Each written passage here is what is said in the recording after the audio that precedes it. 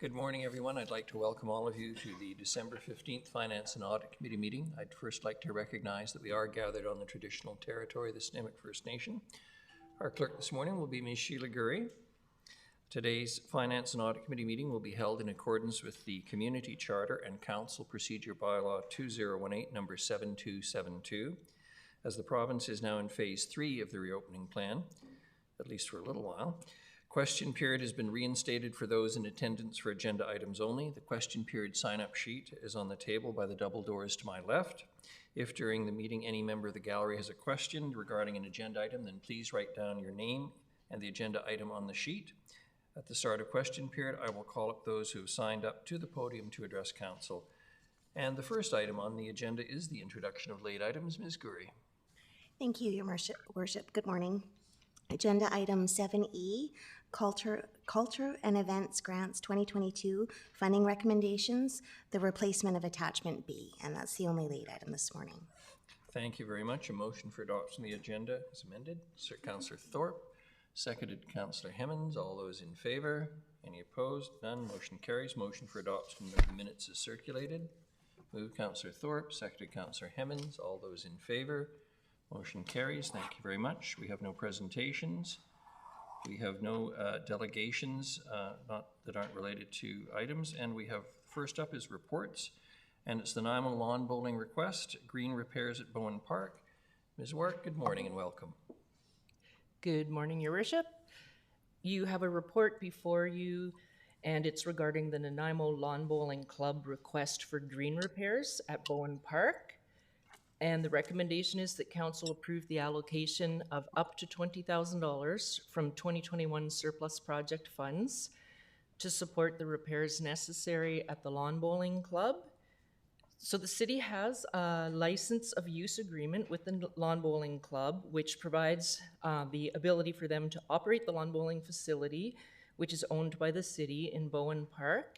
And over the years, we have collaborated very well together to cost share and manage the various responsibilities. And recently, the club brought forward some concerns about the deterioration of the bowling green plinth, ditch, and backboards, which is the area surrounding the large square. And there's a photograph attached to the report that shows how the wood is deteriorating. So the club members went out and got a couple of quotes to repair that area. And their executive had a vote and agreed to contribute $10,000 to the project. And what they're asking is for the city to contribute up to $20,000 for the rest of the repairs. And I'm open to any questions. Thank you very much, Ms. Wark. I'm not seeing any. I understand Francis Tester, on behalf of the Nanaimo Lawn Bowling Club, is going to present. As you're coming down, I have to tell you that some years ago, when Gary Corpin was mayor and I was MLA, we had the privilege of throwing the opening bowl of the year, or the season, if you will. And I remember the incredible sucking of air that occurred as my ball curved up into the air and then landed with a dull thud, creating a hole in the beautiful turf. It was an unforgettable experience. I noticed I was never invited back for the spring kickoff. But Councillors, thank you so much for the opportunity to be part of this presentation. Lynn has presented the financial information regarding our request to partner with the city and on the proposed replacement of the boards around the bowling green. I would now like to give you some information about the amount of activity at the club in the pre-COVID year and how important our bowling club is to the membership and to the public. I do have a list of the schedule that we have at the club, but in the aim of keeping this as short as possible, I would just summarize to say that the green is available for play 6 days a week and fields between 150 and 170 members playing or practicing, and that doesn't include any of the tournaments or coaching sessions that we hold. Nanaimo is a member of the Bowls Vancouver Island and Powell River District, which is comprised of bowling clubs in Nanaimo, Parksville, Qualicum, Courtenay, Port Alberni, and Powell River. Each season, the district clubs hold 19 two-day tournaments which are open to all clubs in the district. Nanaimo hosts 5 of these events throughout the season, with attendance ranging from 64 to 96 players for each of the events. The club holds up to 18 one-day events in various formats. Our attendance ranges from 32 to 48 members for each of these events. Singles events are held at the club, men's and women's singles and novice singles. And the winners of these events are invited to represent the club at a district event. Men's and ladies' leagues are held in May and June, and mixed pairs are held in July and August. The club has a relationship with 2 out-of-district clubs, Central Saanich and Ladna, and we alternate each year where the event is held. And we also have a similar event with Qualicum Lawn Bowling Club. Over several seasons prior to COVID, Nanaimo developed a budding juniors program. In 2019, we had 4 junior members under the age of 19, one of whom won a gold medal at the provincial event in Victoria. Unfortunately, due to COVID, this event was cancelled over the last 2 years, and 3 of our juniors will now age out before the next season. One of our major goals for next season is to rebuild our juniors program. We have a very active vision impaired program at our club, which has been running at Nanaimo since 1983. The club hosts many provincial and national events for the vision impaired, and 3 of our members have represented Canada abroad in international events. Our head coach and her team hold 3 formal coaching sessions each week, and individual coaching is requested. And thanks to our coaching staff's hard work this year, we were able to garner 27 new members via the coaching sessions. At the beginning of the season in April, our club hosted weekly open houses, inviting members of the public to come and try the sport, and we have several coaches on hand to give instructions. Throughout a normal year, anyone visiting the club is encouraged to come in and try the game or get more information on the sport. Pre-COVID, our club had welcomed visits from school programs as well as camp programs at the park.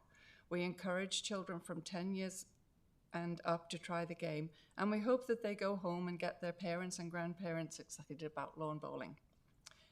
Each Monday throughout the season is set aside for greens work. Our greenskeeper, who is with us today, has an amazing group of volunteers who faithfully come to the green each week and perform the work required to keep the grass healthy, as well as keeping the machinery in working and safe condition. We estimate that approximately 2,000 volunteer hours are worked on the green and the flower beds throughout the regular season. With respect to the condition of the boards, as you've seen, Lynn has a photo of one section of the backboards which collapsed during last season. Our greens crew were able to make repairs to the one section involved, but we have grave concerns about the condition of the rest of the wood around the green. Our membership is open to all ages, but the reality is that most of our members are retired and our average age is well into the 70s. And 1 minute, Ms. Tester. Sorry? 1 minute more. Oh yes, I'm just about done. As such, it is not realistic to expect our members to do this heavy work. In 2020, our playing season was restricted to supervised sessions, and we only had about 55 members participating throughout the season. In the 2021 season, we were pleased to see approximately 130 members. In 2023, our club will be celebrating our 100th anniversary. The club started life in Pipers Park downtown, and as the land was required for city development, the club was moved to Bowen for its current location in 1967. In closing, I'd like to confirm that Nanaimo currently has $10,000 of club funds committed to this reconstruction program. Thank you so much for the opportunity to make this presentation. Thank you very much. I see Councillor Turley has a question. Thank you, Your Worship. Through you to the delegation.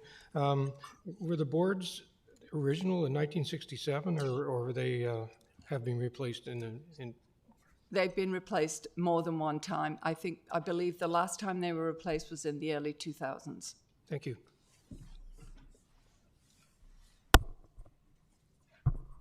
Seeing no further questions, Councillor Thorpe. Thank you, Your Worship. If there's no further questions, I'm pleased to move the recommendation of staff. We have a seconder, Councillor Hemmons. Any discussion? Seeing none, all those in favor? Any opposed? None. Motion carries unanimously. Thank you very much for attending this morning. I hope it was a pleasant experience for you, and Councillor Thorpe, as a a real lawn bowler here. It's been a long time, but Only appropriate that he move the motion. Thank you so much, appreciate it. And Merry Christmas. The next is the Brecken Boat Ramp dock replacement. Ms. Wark? Thank you, Your Worship. The Brecken Boat Ramp Dock Replacement Report is recommending that the Finance and Audit Committee recommend Council add to 2021 of the 2021 to 2025 financial plan a project for dock replacement at the Brecken Boat Ramp with funding from the Boat Ramp Reserve and some private contributions. So the Brecken Boat Ramp is a public boat ramp located off Stewart Avenue that is utilized year-round by many different users. It's also the home of the Nanaimo Ocean Paddle Club, which has 126 members and utilizes the facility 34 times per week. The current situation is the club has outgrown the size of the dock, and they are willing to contribute $50,000 towards the replacement and expansion of the dock. And we have Ms. Davis here to answer any questions that you may have about the project. Good morning, Ms. Davis, and welcome. I'm not seeing any questions. Councillor Hemmons moves the recommended motion, seconded Councillor Thorpe. Any discussion? All those in favor? Any opposed? None. Carries unanimously. Sail away. Thank you very much for coming. The next is the Port Theatre chiller replacement. Ms. Thank Work. you, Your Worship. The Port Theatre chiller replacement report is recommending that Finance and Audit Committee direct staff to increase the budget for the Port Theatre chiller replacement project from $712,199 to $1,042,005, funded by a $74,640 grant from Clean BC and $255,166 from the Climate Action Reserve Fund. And Mr. Paminger is here to answer any questions about the project. Thank you very much, Councillor Thorpe. Pardon me, Councillor Brown. I'm just going to move the recommendation. Seconded Councillor Martman. Any discussion? Seeing none. Councillor Turley, sorry. Thank you, Your Worship. Through you to Mr. Parmenter. So I'm just trying to, I think I saw it, but I'm trying to remember now about what, if any, is the cost savings between switching from natural gas to electricity operationally. Yeah, Your Worship, through to Councillor Turley. Yeah, the operational savings, sorry, operational or energy? I'll give energy savings. The energy savings are about $19,000 a year for this option. Okay, perfect. Thank you. No further discussion or questions. All those in favor? Any opposed? None. Motion carries unanimously. Thank you very much. The next is our Port Theatre project changes. Ms. Wark. Thank you, Your Worship. This is an information report for Council, just so that you're aware that some funding that had been set aside to retile various spaces in the theatre has been reallocated to the projects which are listed in the report, and it was decided with the ARCO managers that the tiling could wait and the flooring will be rolled into a future project that involves a few more elements than just the flooring. Are there any questions about the report? Councillor Turley. I'm full of questions this morning. I'm actually quite happy to see this morning. I see him on the screen. The quiet is unnerving. Can you hear me? I can hear you. So I would just like to compliment staff because having attended the Port Theatre on numerous occasions, changing the tiles on the washrooms, I don't understand at this point in time why you'd be doing it. So thank you for recognizing that. Very good, Ms. Wark. Thank you very much. That takes care of item 7D. The next is the Culture and Event Grants 2022 Fund Recommendations. Ms. Wark? Thank you, Your Worship. The Culture and Event Grant 2022 program, we're recommending in the report that Council approve of the 2022 Culture and Event Grant funds to support the activities of nonprofit culture and heritage organizations and contribute to the success of events and initiatives planned for downtown. And Ms. Bevan is here if you have any questions about these grant applications.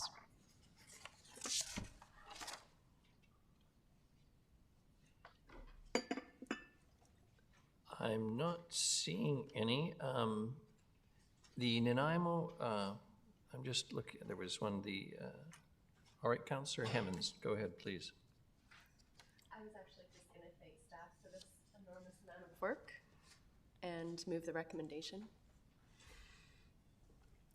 Seconded by Councillor Brown.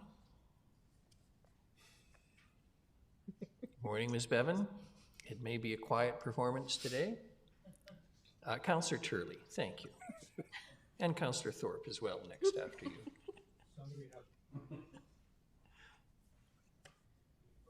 Yeah, sorry. No? Okay. So I noticed in the report that several groups had like 3-year grants, and that for this coming year has been stopped. But the intent is then to allow certain ones or all of them to apply for multi-year grants starting in 2023. Is that correct? Yes, that's correct.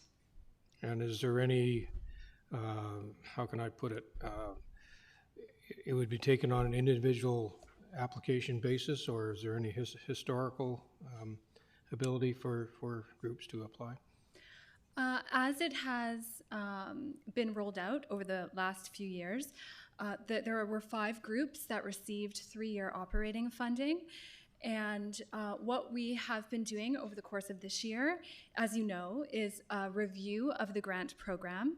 And in dialogue with those 5 groups who applied and were successful with funding in the last cycle, we decided that while we look at the grant applications and confirm the way that they will be required to put forth their next application for 3-year funding, that it would be most efficient to apply for 1 year. So we're undertaking the rest of that review, and we'll come back to you with further information, stay in touch with those groups, and roll that out next year. Thank you.